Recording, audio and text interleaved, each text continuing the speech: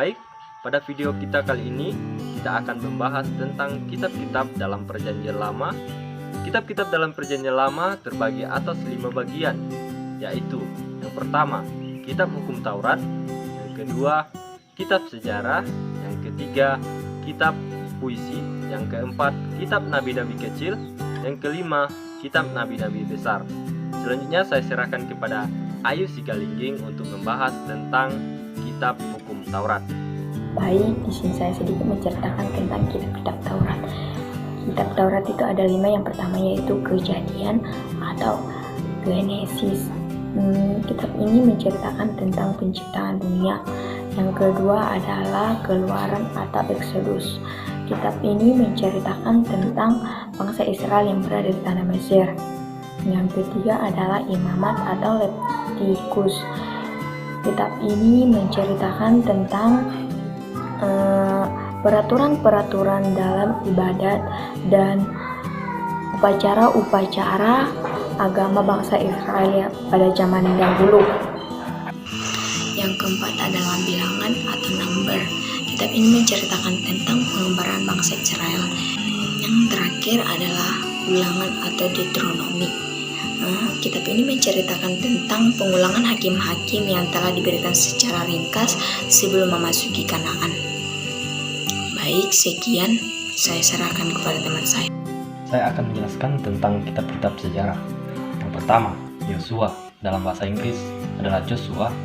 Dalam kitab Yosua membahas sebuah catatan tentang penaklukan Kanaan di bawah pimpinan Yosua dan pembagian tanah kepada ke-12 suku. Yang kedua, Hakim-hakim. Hakim-hakim dalam bahasa Inggris adalah Judges. Dalam Hakim-hakim membahas tentang sejarah ke-6 kali perhambaan terhadap Israel dan macam-macam cara pembebasan tanah tersebut melalui 15 hakim. Yang ketiga, Rut. Rut dalam bahasa Inggris adalah Ruth.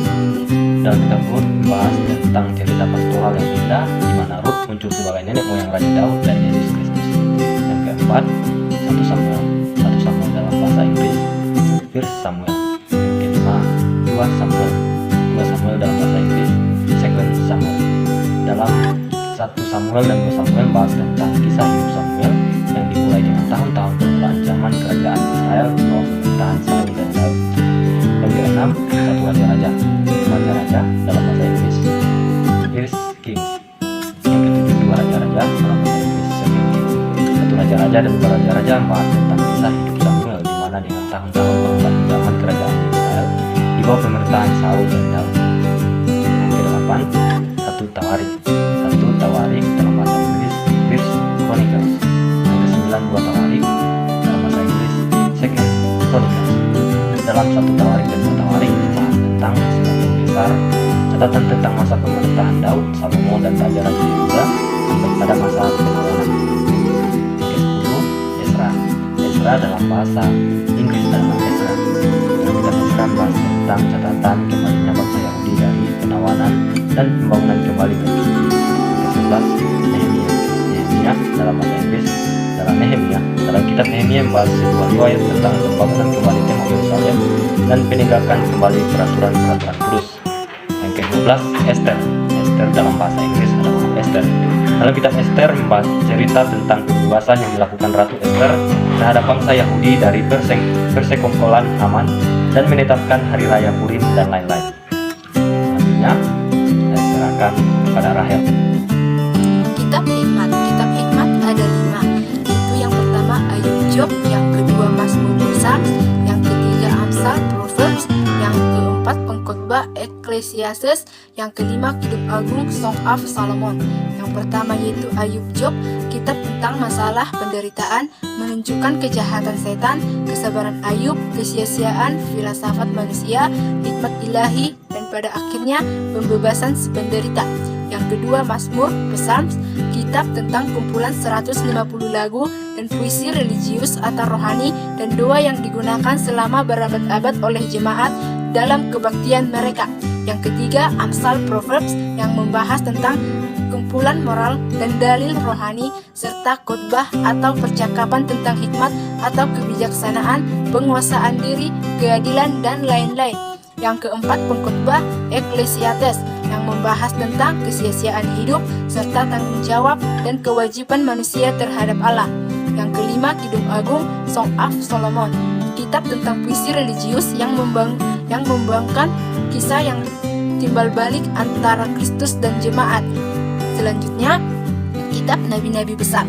Kitab Nabi-Nabi Besar ada 5, yaitu Yesaya, Isaia, yang kedua Yeremia, Jeremia, yang ketiga Ratapan, Lamentations, yang keempat Yehezkiel, Ezekiel, yang kelima Daniel, Yang pertama yaitu Yesaya, Isaia, yang membahas tentang Nabi pembebasan yang besar.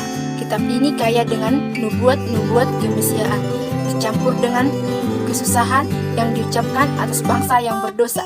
Yang kedua yaitu Yeremia, yang membahas tentang Nabi yang mencucurkan air mata hidup dari zaman Yosia sampai masa penawanan. Tema utama yaitu kemurtadan, perbudakan, dan pemulihan bangsa Yehudi. Yang ketiga yaitu Ratapan, Lamentations, yaitu kitab tentang sebuah rangkaian nyanyian. Ratapan oleh Yeremia meraung karena penderitaan Israel.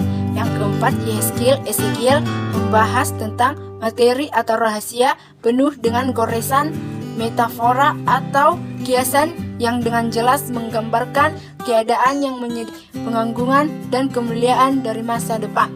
Yang kelima Daniel membahas tentang kisah hidup pribadi dan penglihatan apokalips atau tentang masa yang akan datang mengenai peristiwa-peristiwa dalam sejarah sekuler maupun dalam sejarah kudus. Selanjutnya saya serahkan kepada Cuindi. Baik, dalam video saya kali ini saya akan menjelaskan nama kitab-kitab Nabi-Nabi kecil. Kitab Nabi-Nabi kecil ada 12 kitab. Kitab pertama adalah Hosea, yang dalam bahasa Inggrisnya Hosea.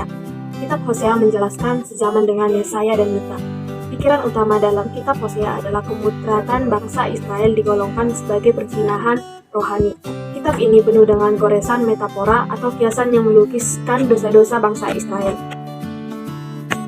Kitab kedua adalah Yoel, yang dalam bahasa Inggrisnya adalah Joel. Kitab Yoel membahas tentang Nabi Yehuda yang menjadi topik utama dalam pertobatan nasional atas seluruh umat dan berkat-berkatnya di hari-hari Tuhan. Waktu penghakiman ilahi barangkali diubah menjadi masa diberkati. Kitab ketiga adalah Amos, yang dalam bahasa Inggrisnya Amos. Kitab Amos membahas tentang nabi yang mengembalakan umat, Yegomer yang berani mencela keegoisan dan dosa. Kitab ini berisi sebuah rangkaian tentang 5 penglihatan. Kitab keempat adalah Obadya, yang dalam bahasa Inggrisnya Obadiah. Kitab Obadya membahas topik utama tentang malapetaka atas Edom dan pembebasan bangsa Israel. Kitab kelima adalah Yunus, yang dalam bahasa Inggrisnya Jonah. Kitab Yunus ini menceritakan tentang pengabar Injil yang enggan, yang mengajarkan lewat pengalaman pahit tentang ketaatan dan dalamnya belas kasihan ilahi. Kitab keenam adalah Mika, yang dalam bahasa Inggrisnya Mika.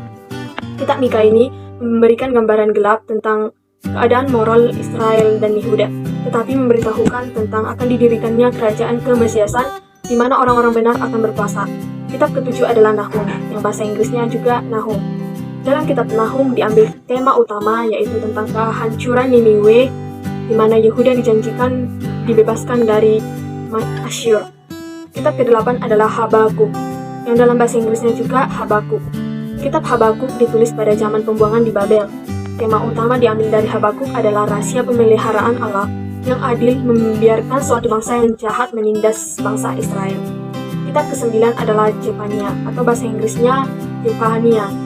Kitab Jefania adalah kitab yang bernada suram, di mana dipenuhi dengan ancaman, tetapi diakhiri dengan suatu penglihatan tentang kemuliaan Israel di mana akan masa yang datang. Kitab ke-10 adalah Hagai, yang dalam bahasa Inggris juga Hagai. Kitab Hagai menceritakan tentang rekan sekerja Zakaria yang memarahi umat karena kelambanannya dalam membangun kembali bait suci, tetapi berjanji bahwa kemuliaan Allah akan kembali saat pembangunan telah selesai. Kitab 11 adalah Zakaria atau Zekaria dalam bahasa Inggrisnya. Kitab Zakaria membahas tentang sejaman dengan Hagai yang menolong membangkitkan bangsa Yahudi untuk membangun kembali bait suci dan memperoleh sebuah rangkaian dari 8 penglihatan dan melihat kemenangan puncak dari kerajaan Allah. Kitab ke-12 adalah Maleaki, yang dalam bahasa Inggrisnya Maleki. Kitab Maleaki memberikan suatu cerita tentang gambaran yang jelas tentang akhir periode sejarah perjanjian lama yang menunjukkan penuhnya reformasi atau pemulihan setelah datangnya Mesias.